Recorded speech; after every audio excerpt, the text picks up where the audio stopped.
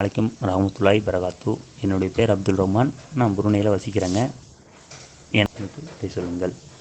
ஜீனின் அடிப்படையில் முன்னோர்களின் குண அதிசயங்கள் நமது வாரிசுக்கு வருமா? உதாரணம் சந்தேகம், திருட்டு புத்தி.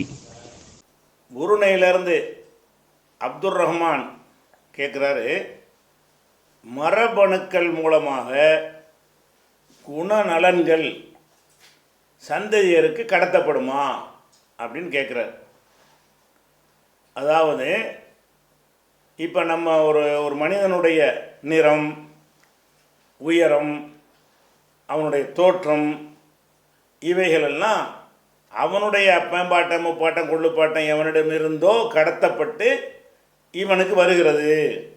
இப்போ நான் இப்படி இருக்கிறேன்னு சொன்னால் என்னுடைய முக அமைப்பு இதே மாதிரி எங்கள் அப்பாவோ தாத்தாவோ கொய்யா ஏதாவது ஒருத்தர் இருந்திருப்பார். அதே மாதிரி என்னுடைய நிறம் இதே மாதிரி நிறத்தில் யாராவது இருப்பாங்க. அங்கேருந்து நிறத்தை எடுத்துக்கிறோம், வடிவத்தை அங்கேருந்து எடுத்துக்கிறோம்.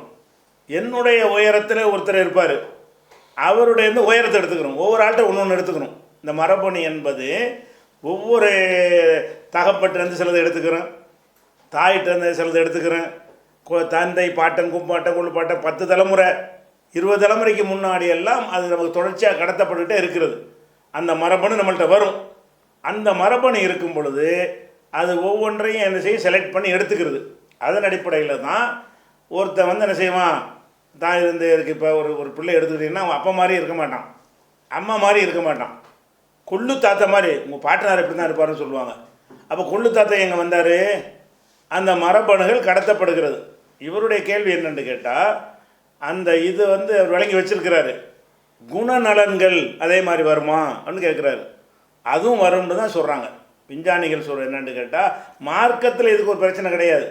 குணநலன்கள் வரும், மரபணு வரும் என்பதை பற்றி மார்க்கம் உங்களுக்கு என்ன செய்யலை, நேரடியாக எதையும் சொல்லலை.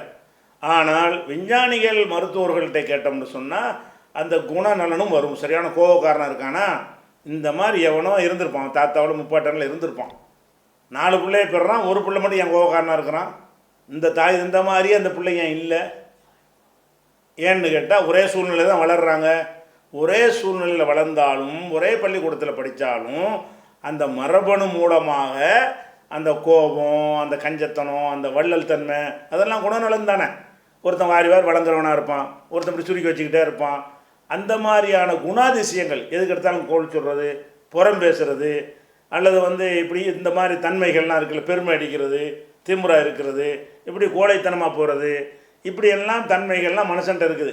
இதெல்லாம் எங்கேருந்து வருதுன்னு கேட்டால் இதுவும் மரபணு வர்றது தான். இதெல்லாம் நம்முடைய முப்பாட்டம், கொள்ளுப்பாட்டம் எவன்கிட்ட இருந்தால் யாராவது ஒரு ஆள்கிட்ட இருந்திருக்கும். ஆனால் ஒரே ஆள்கிட்ட அம்புட்டையும் எடுக்காது.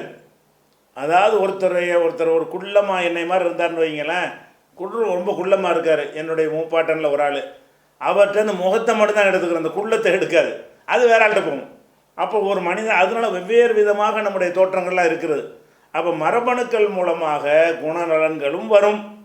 அதே மாதிரி அந்த தோற்றம் இருக்குல்ல, உயரம், நிறம், அந்த மாதிரி உள்ள அந்த விஷயங்களும் மரபணு மூலமாக எடுத்துக்கொள்ளும்னு தான் சொல்கிறாங்க. இது மார்க்க சம்மந்தப்பட்ட ஒரு விஷயம் கிடையாது. ஆனால் மரபணு மூலமாக வரும், எல்லாமே வரும்னு சொல்கிறாங்க.